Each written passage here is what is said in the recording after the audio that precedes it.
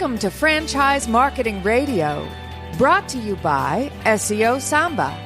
Comprehensive high-performing marketing solutions for mature and emerging franchise brands. To supercharge your franchise marketing, go to SEOSamba.com. That's SEOSAMBA.com. Welcome to Franchise Marketing Radio. Stone Peyton Lee Cantor here with you this morning, and today's episode is brought to you in part by the Business Radio X Studio Partner Program, equipping franchisors to help their franchisees dominate their local market. To learn more about serving your market and growing your business, go to mybrxstudio.com. Lee, this is going to be a fantastic segment. Please join me in welcoming to the broadcast and back to the Business Radio X microphone, CEO with Tropical Smoothie Cafe, Mr. Charles Watson. Good morning, sir. Good morning. How are you guys? We are doing great. Charles, before we get too far into things, tell our listeners about the Tropical Smoothie Cafe kind of offering. What is the brand about, and what do you guys do to serve your community? Sure, absolutely. So Tropical Smoothie Cafe was founded in 1997 down off a beach in Destin, Florida. So they made us move to Atlanta in 2012. That beach was nice. But we have currently 812 locations. We're in about 44 states in the United States. We provide our franchisees a 2-to-1 investment ratio, and that ratio is how much it costs to build it and what the average sales are. So we've got a great business opportunity for franchisees, but just as important to our guests, again, healthier, quick casual. So about 60% of our sales are in smoothies and 40% is in food.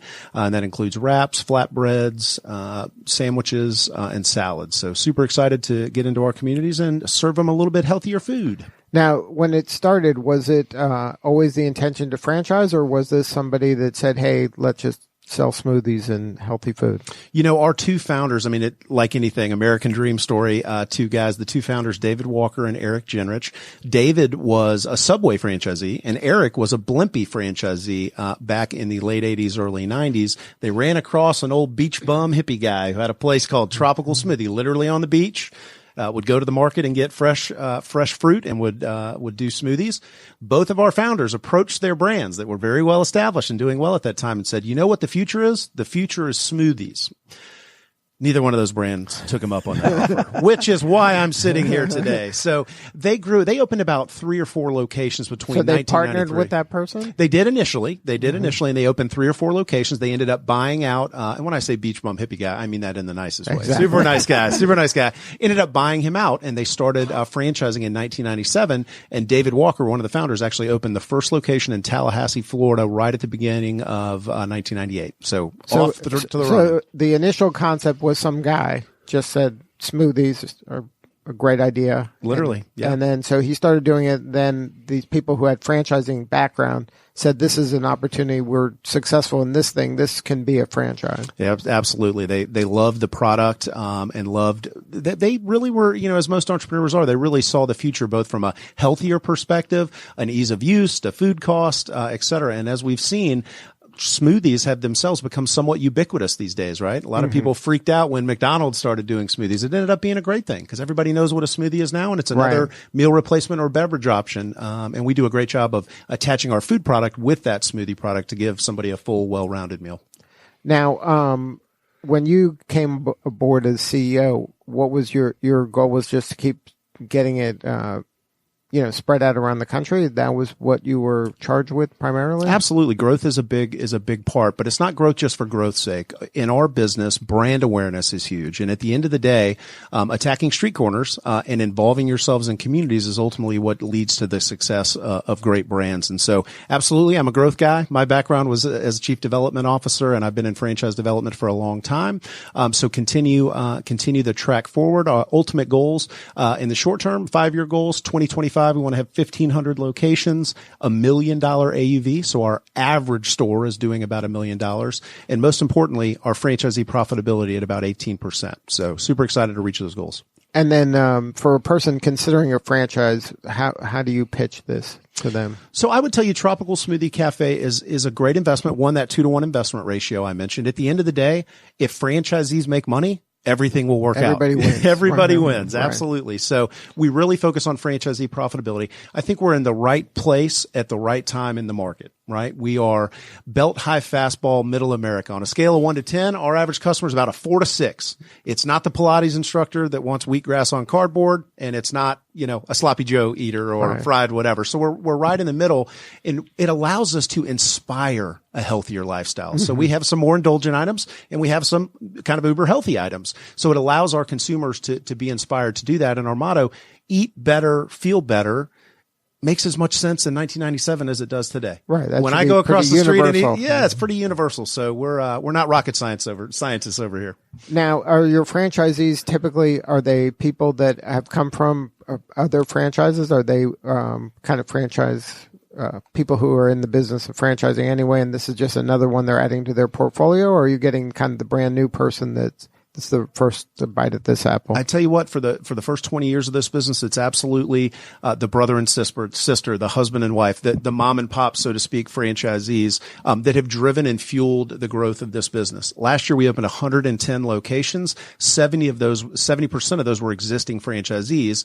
They're not opening their 50th. They're opening their second or third, et cetera. So when we have a system where the existing franchisees are opening over 50% of your locations, it means you're doing something right. yeah. So we're excited about that. What I would tell you is that over the last, I would say 12 to 24 months, yes, we are getting interest from the larger multi-unit operators of other brands. And our focus there is that makes a lot of sense, but we believe that we should continue to have a mix of the on the ground entrepreneurial, mom and pop owner, as well as some of the bigger multi-unit developers. They're two different animals in my world that both need different things in terms of training and support. So we got to be able to support both of those constituencies. And then regarding the marketing to them, is that a different strategy? Do you have a kind of mom and pop strategy and the multi-unit strategy? We do. We have a two-pronged approach. Cheryl Fletcher is our Senior Vice President of Franchise Development. And we focus on, we'll go to the multi-unit show in Las Vegas for franchising. And at the same time, we do a lot of SEO and pay-per-click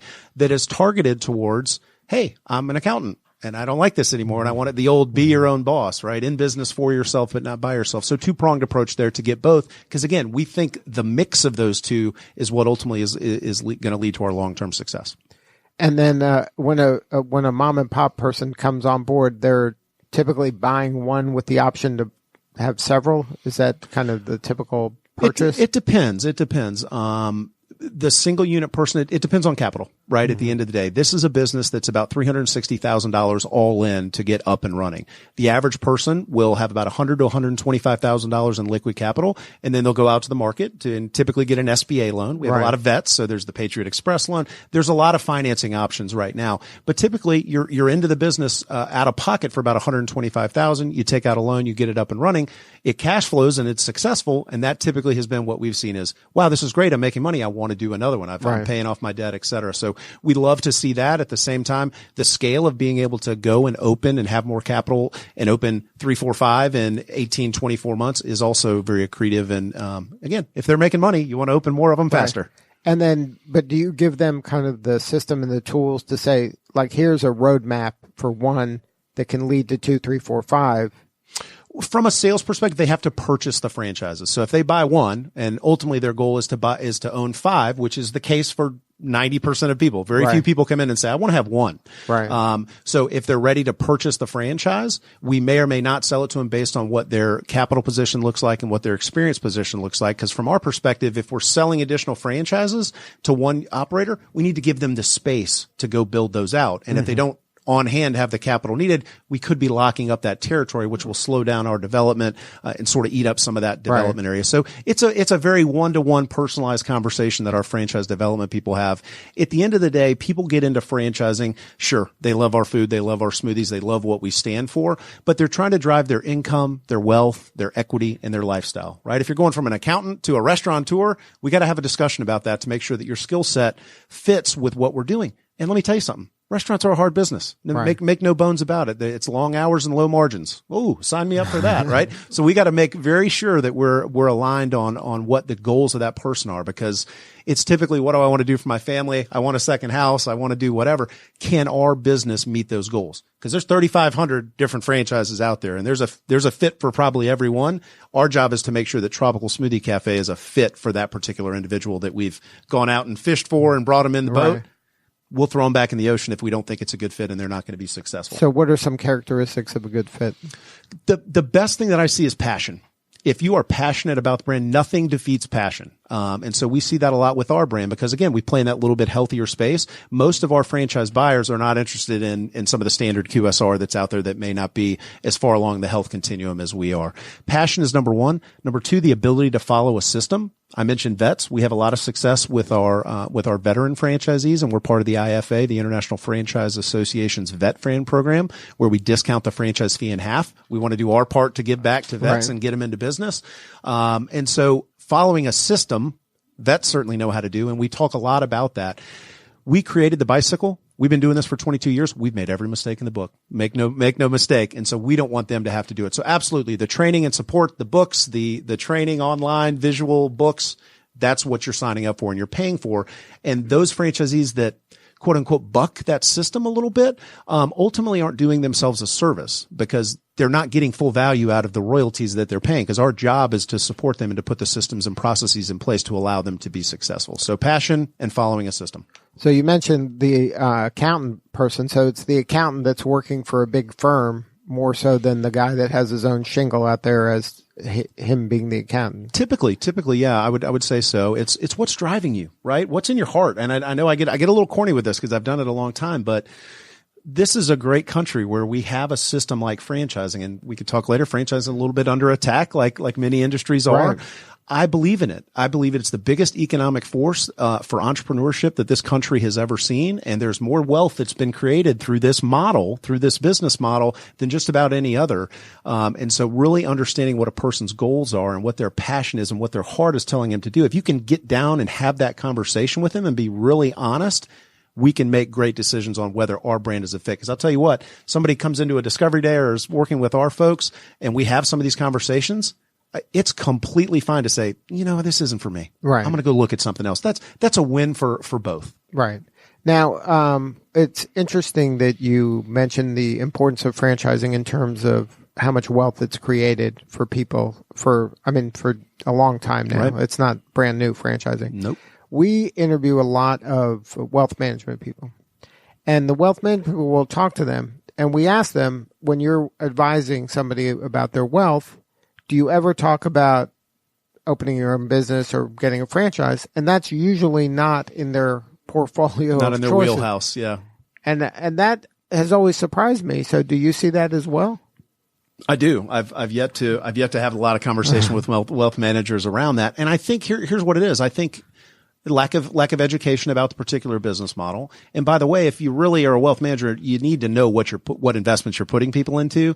And you can't read 3 pages about franchising and really understand what it is. And you can't really understand, well, I want to do a Tropical Smoothie Cafe or I want to do an Arby's. Okay, well, there's big differences. Right. I'm not saying to pick the specific franchise, but just give the person you're kind of advising the choice of, hey, you may want to consider, if your wealth goals are this, stocks and bonds and these things are good investments. Maybe you should have a money machine in your portfolio too. Absolutely. There's risk, right? I'm not going to sit here and tell you. Right. I know there's risk, but so there's risk in everything. Yeah. I think that the reason I talk about the brands is because I think there's a varying degree of risk with different brands at different parts of their life cycle. Mm-hmm. That would require a wealth manager to just say you should look into franchising. I don't think they're doing their job as a fiduciary if they're not going to take the next step and go, well, which one would you do? Right. That's my take. So, so the person that chooses franchising as a path for themselves, they have that itch. Is that what's at the heart of it? They have this itch that they want to do something on their own to kind of put their own stamp on something? The entrepreneurial itch. Yeah, I would say so. And who doesn't want to manage their own time? For those of us who work in a corporate environment, right. There's many demands.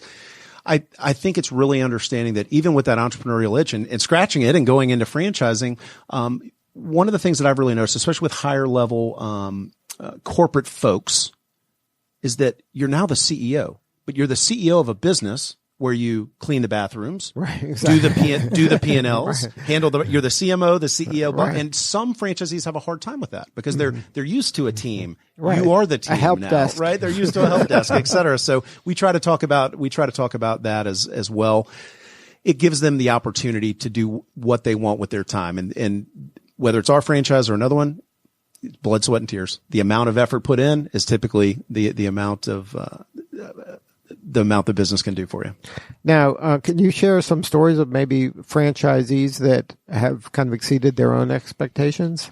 Goodness, luckily for me, I have a lot of those. I think of one of our veteran franchisees, Ryland, and his wife Jennifer Miller. Ryland is a vet, and this is a great story. He worked as a contractor. I can't talk about it. He won't tell you exactly what he's doing, but he's a contractor doing some things for the government, and he would deploy as a contractor, and they do quite well. And he would bank cash, and he'd open a tropical smoothie, and he'd go do 6 months. Come back, open another tropical smoothie. He's now up to 10, 13 locations, wow. right? Young couple. They just had their first kid, loves the brand, is a cheerleader for it, works his tail off. So it's stories like that. I've got two franchisees that actually just combined. The group is called Dine Hospitality, Glenn Johnson and Nick Crouch.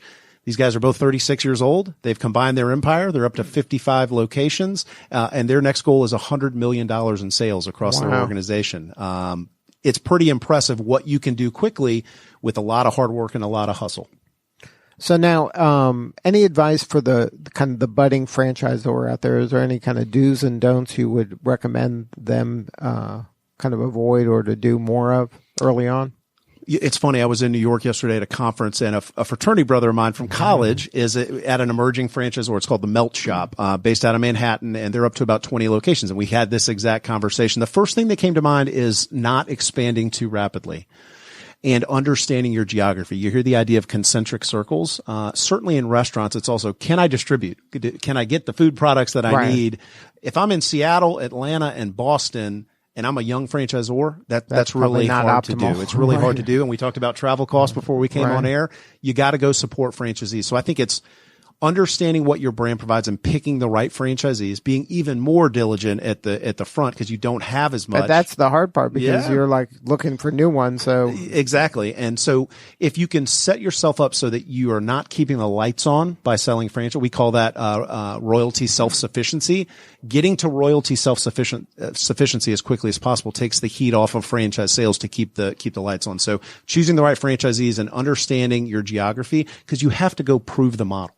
So when you prove it in one market, you need to go try a second market and prove it, and not try to prove it in 5 different markets at once. Those are the first 2 things that come to mind. Mm-hmm. Yeah. So now in your business as the CEO, how do you kind of stay on top of the trends that are happening in the food service business? Because the landscape is changing so rapidly. It's changing extremely rapidly. So I do 2 things pretty well because I am not the sharpest knife in the drawer. I will tell you that. I read a lot. And I stay in touch with fellow CEOs in the industry, whether it is Charlie Morrison at Wingstop. He was gracious enough to meet with me about 4 months ago. It's a big publicly traded restaurant company. We look at them as what we can become here in a short amount of time. He was gracious with his time. Spoken with Firehouse Subs, Don Fox. So I try to network, right? You never stop networking. And what I found, especially in franchising, is that the leaders of other franchise companies, we can sit down and we're speaking the same language. They're dealing with the same disruption when we talk about third party and we talk about technology that everyone else is. So everyone's very gracious with their time. And, shows like yours, as well as the trades in our industry, are doing a darn good job. I think of Jonathan Mays. He's a fantastic writer and podcaster that you want to know what's going on. He's got an article a day out talking about disruption. He had one this week on Grubhub. They just released their quarterly earnings, and they're the first ones that have come out in the third party delivery space to say things ain't that rosy. Mm-hmm. So it's very interesting. So now how does Tropical Smoothie deal with you brought it up, delivery?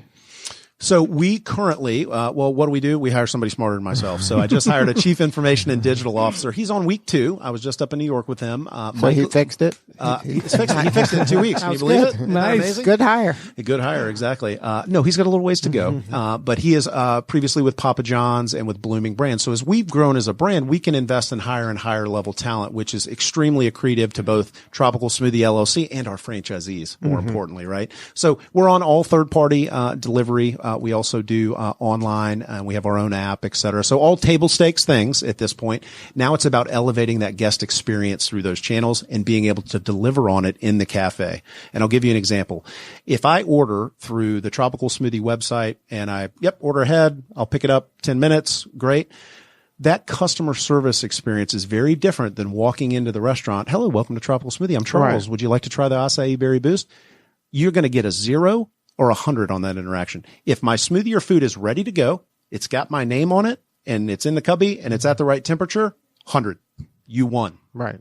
It's not. Any one of those things is off. 0, you suck. I'm on, on whatever social media I need to get on to tell you how terrible it is. So it's a make or break environment there. There's very little room for error. And we need to understand and deliver upon our signature guest experience in all those channels. And there are different experiences in each channel. Now, how do you kind of marry the fact that when I come into the cafe and I'm having an experience and I'm interacting with the people and the brand, it's X type of an experience. And then this other one where I'm on an app and I'm not talking to anybody, I'm just grabbing something, I'm leaving. How am I getting kind of the surprise and delight element that could occur if I'm, buddies with the guy that's making the smoothie? Did I mention I also just hired a new chief marketing officer? So you see where my head is. I've got a chief marketing officer I just hired who has been a CEO before and has a really strong tech background. His name is Mark Montini, most recently the CMO of Floor Coverings International, another large franchise system here in Atlanta. So Mark and Michael, they're going to be best friends because we've got it he's got the brand and the surprise and delight.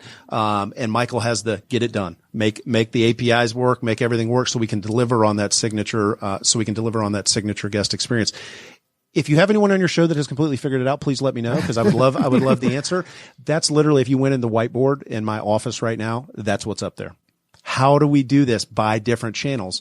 I right down the road was with Intercontinental Hotels in my mid to late 20s, and we went through Priceline, Expedia, the disruption that hotels went through in their channels, right? So I do have some experience having gone through it. It's now hitting for restaurants. We'll get through it. It's going to work. It's a little scary at first, but so is change in general. We will land the plane, et cetera. It's also the technology needed with our point of sale systems and our cafes and how everything can work seamlessly. Because I'll tell you one thing, our franchisees did not sign up for an IT franchise. They signed up to sell food and smoothies and to surprise and delight customers. We have to support them in doing that. And there's a lot of high costs that go with that. So figuring out the P&L on our end is interesting because we got to be able to support that and support our franchisees to do the core of what they signed up to do. So now as the technology changes as rapidly as it does and you have to invest more and more into it, how do you kind of manage the expectations of the person with the boots on the ground? Like you said, they expected certain things and the disruptions are coming fast and furious. So how do you kind of manage them and coach them up to talk to their customers about what's going to happen and what's going on? Absolutely. So when we look at cross functionality, it's about our training and operations team working very closely with our technology team. Because once you get it in place, you still then have to train on how this works. How does this Uber Eats order come in and hit the POS? And this is different the way that I trained you when you signed up 4 years ago. Absolutely. Mm-hmm. That's our job. We have to do that. We have to do that very well.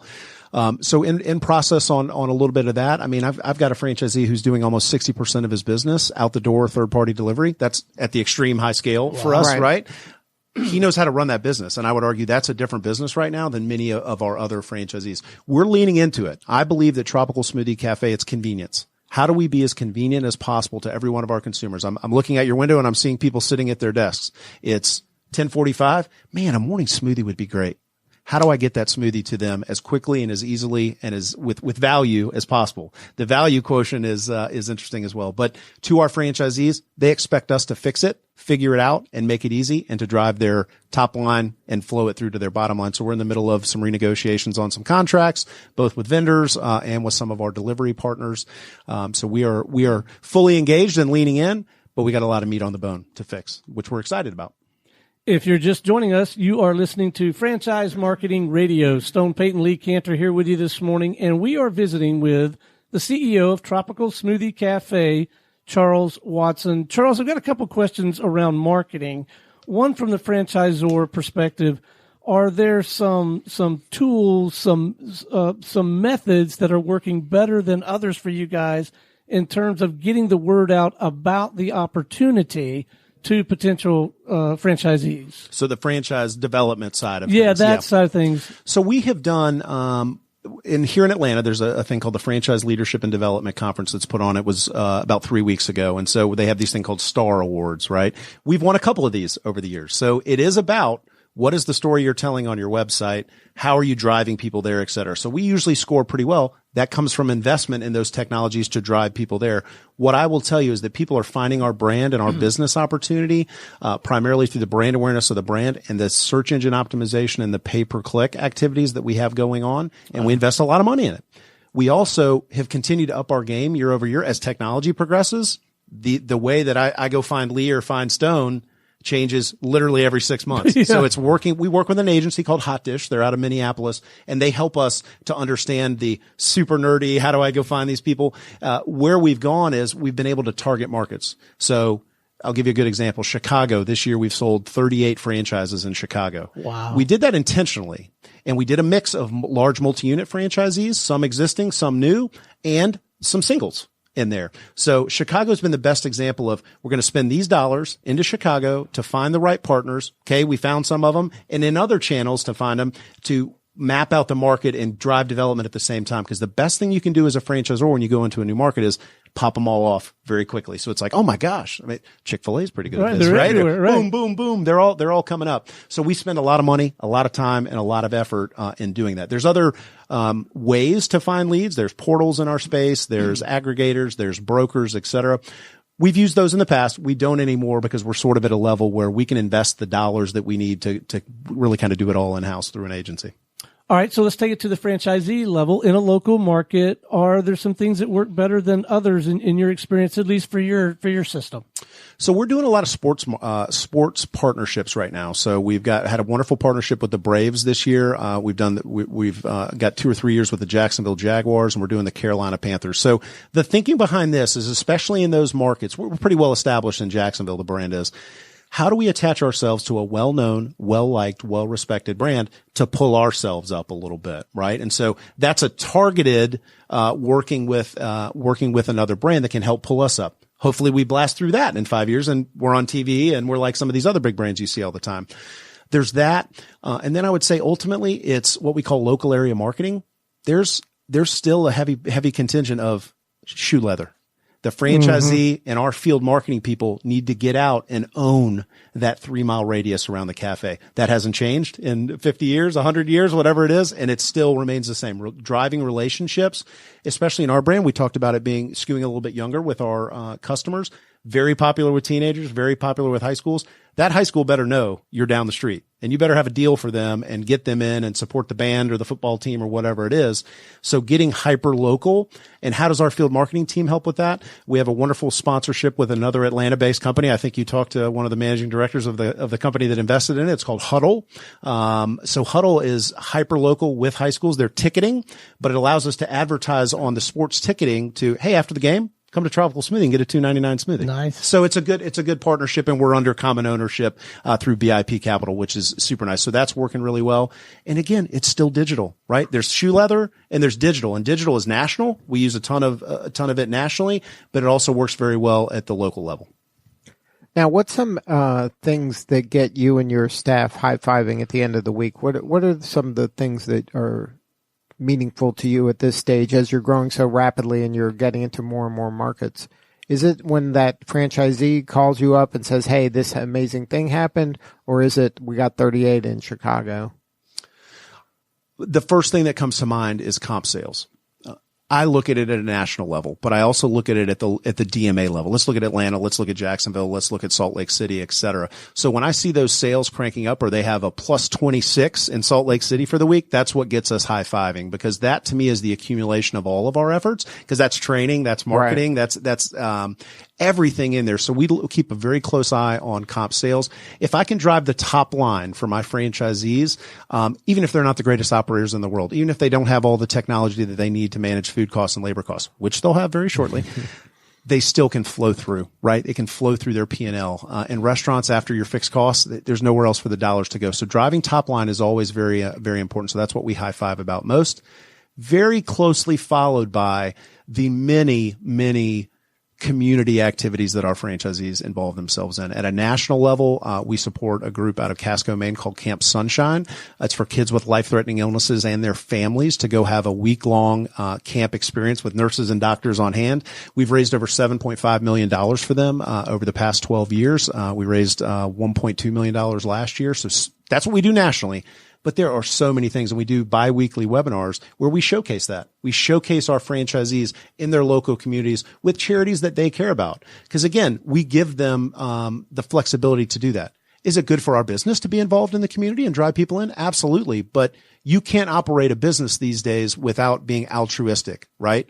And as I always say, there is no charity without profitability. That's not my quote, obviously, but that show that those franchisees that can show that they're in the market and they care, that business comes back. Right. Comes back around. And that goes back to the earlier of choosing wisely the right franchisee. Absolutely. So now, when a person buys a franchise or a group buys a franchise, what are some of the tools that you use to kind of set them up for success? Or do you mentioned some calls and things like that. It's not like they bought it and it's like, well, good luck. Thank you. No, and there's many systems that only sell to, especially in the restaurant space, that only sell to experienced restaurant operators. That works perfectly fine as well. We don't. We have, as we said, we'll use the accountant again as an example. I call it hand-holding. So they have their hand held all the way through the franchise development process, the investigation process, the consultative selling process to really dig in and understand the business to make the right decision up front. Check one. Check two is we got to go do real estate. We got to go find a location. I got a team of 5 people in our real estate team. They're all assigned to each individual franchisee along with a real estate broker that's local to that area. Weekly calls all the way through. Bam, we sign a lease. Next, we're doing a handoff, and it's handhold to the design and construction representative that's working with their general contractor and the franchisee. So the handholding idea all the way through. Training then comes in, right? We'll open 130 locations this year. I've got a whole operations team that all they do is open cafes, right? We have to have that. So we have upped our game absolutely on how we open and launch and train, especially new franchisees. So it's getting your hand held all the way through the process to set them up for success so that they know how to run the business. So it's being on site for 7 to 12 days, getting it going, getting their first crew hired, and coming back 3 months later and understanding that. And we've invested heavily to be able to have the bodies we need to be able to do that. Our SVP of operations, Richard Key, has done a fantastic job. We got him from Papa Murphy's about a year ago. He's done a fantastic job putting that in place because, again, we do not have a business without franchisees. And if we're not training them, then we have no excuse to say you're not doing it right. And then what happens beyond that, like 6 months in, 12 months in? What's the ongoing kind of care and feeding? Regular cadence, ton of email communication, ton of phone communication, et cetera. We have, and there's thought leadership, I'm sure, available on demand as they need it for specific challenges they might occur. Absolutely. We have an intranet site called Trop Life where everything is at your fingertips to be able to go and get information. We need to raise the bar there as well on our training. We need to come into the 21st century. We're working on implementing what's called an LMS, a learning management system. A little behind on that in full transparency. We need to get that out. So we have the RFP done for that and are looking to roll that out in 2020. How do people learn these days, especially our employees who are 16 to 20? Be mobile, off the phone, off the iPad, et cetera. So we've got the content. We just need the technology behind it to be able to drive that into the cafe. So I'm super excited about that. It's all about training. And then our franchise business leaders, they own their own businesses. Right. In my mind, that's what I'm telling them. They're the tip of the spear. If there's an issue at one of their 40 or 50 locations, they're on it. They need to run their P&L of those 40 or 50 locations, very similar to if you were a corporate organization and you ran 40 restaurants, right? So that's the mindset that they take into it. All that data then rolls up, and we're looking at our FBLs and looking at their territories and their franchisees, and we're quartiling it out and going who's doing well, how are we trading best practices. So how do you trade best practices? So we have over the past 2 years set up co-ops, right? So the Atlanta DMA is a co-op, the Birmingham DMA is a co-op. So what we're trying to foster, and I was in Tampa on Tuesday, so think Sarasota, Naples, Tampa, bringing all those franchisees together and having what we call a market meeting. It's about half marketing and half operations. Are they open? Is that something they're excited about, or is there absolutely? Absolutely. So they want to learn the best practice. They're not like, look, this is me. Just leave me alone. It's best practices, but when you come to marketing and marketing gets hyper local, right? So there's a lot of discussion on. Right. it's their money, right? They put 2% into a co-op. We don't touch it. It sits in a bucket and we spend it. And so there's a lot of marketing discussions around that. The ops piece is, hey, we're rolling out a new chicken. Let me show it to you. Here's the preparation, blah, blah, blah. And previously those have been just co-op marketing meetings, and we're adding the operational component to make it more of a market meeting. And literally just started this over the past 2 months, and we've had great success. Anytime you can get your franchisees together and your corporate folks, I'll fly anywhere you want to sit and talk. And I kicked off the meeting with, let me give you my 10-minute speech, and then you tell me what's going on. It's a listening tour, right? My job is to listen to our franchisees and react, and tell them what timeline we'll be able to provide the services and support that they need if we don't have it currently. So now when you do kind of this listening tour and go around, has there anything bubbled up that you're like, wow, that's a great idea. We hadn't thought about that. And there's, let's take that and that can be implemented system-wide? Of course, right? Our franchisees always have fantastic ideas. My job is to manage my stakeholders, is to manage my investors, my franchisees, my corporate support. I know you're so I'm a little hurting a lot of cats. I'm hurting a lot of cats. So a lot of times those discussions about investment have to be put in the context of prioritization. Right? What's most important? Well, guys, franchise system, to me, it's technology. If we don't get this squared away, we're going to be left in the dust. So we really got to focus and get these 3 or 4 things done, and then we'll come back around to it. Product innovation is one that comes up a lot. We get lots of great ideas. We get lots of great ideas. This guy's killing it with this thing. Right. Which it's a franchise. They're not really supposed to be doing that, but they still play around in the kitchen. And so we try to lean into that. Every year at our conference, we have a food and smoothie challenge. Here's what we're trying to do. We're trying to create an all vegetable smoothie, or we're trying to create a food item under 600 calories that has a lot of protein in it. So we give those outlets because they're not supposed to come up with new stuff and sell it on their own. And 99.9% of the time they don't. So we try to provide them those outlets. So there are constantly good ideas. What I would say is I've tried to create a system that allows me to get those ideas in a systematized process. And what I did in my first 18 months as chief executive was set up what I call a tropical franchisee council. It's nothing new. It's nothing uber exciting, but we hadn't had one before. So in setting that up, I've got 12 franchisees, a very diverse group, single unit owners, multi-unit owners, et cetera. Did you hand select them, or you put it out to everybody saying, I'm looking for this board? So in full transparency, I sort of made it diverse and picked to get us started. Right. Now we have bylaws and they're incorporated and all that kind of stuff. So they get to choose what the terms are and all that kind of stuff. It's truly their organization. I just kind of had to get it off the ground. Underneath that, there's a layer of what we call committees, right? So there's the marketing committee, the technology committee, et cetera. So I've got a solid 50 franchisees that my organization is in touch with literally on a daily basis, talking about whatever project we're working on. So that is a little more efficient and effective than me flying around and let me go hit 3 cafes. Let me talk to Bob. He's got let me go a great talk to idea. Bob, which he does. And everyone has my cell phone and my email, and they're more than welcome to do that too. But that's how I try to get those ideas and those thoughts up. Because if we lose it, when franchise companies lose their way, they lose their way because they forget they have 2 ears and 1 mouth. Right. And that's the thing about having, as you grow, there's so many people with opinions and great ideas, and they want to be heard. Yep. And they need to be heard. They deserve to be heard. They're paying to be heard. And my job is to filter that and explain what the overarching strategy of the organization is. And then ultimately, hey, you don't have to own a franchise forever. There's an opportunity if it's not working for you anymore, you have a liquid business that you can sell. And that's part of the beauty of it. If we're not going the direction you want to go, that's fantastic. You can sell the asset and move on to something else. Right. And we hope they don't do that, of course. They're going to be super happy with everything I come up with. But that's an example of the kind of the benefits of being part of a franchise also, is systems are part of the DNA. They're part of the DNA. Absolutely. We built the bike. We need you to ride it. Don't put streamers on it. Don't put cards between the wheels. Well, if somebody wanted to learn more about the Tropical Smoothie Cafe offering, is there a website for potential franchises? Absolutely. TropicalSmoothieFranchise.com. Good stuff. Well, Charles, thank you so much for sharing your story today. Guys, always a pleasure to speak with you. I sure appreciate it. All right. This is Lee Cantor for Stone Peyton. We will see you all next time on Franchise Marketing Radio.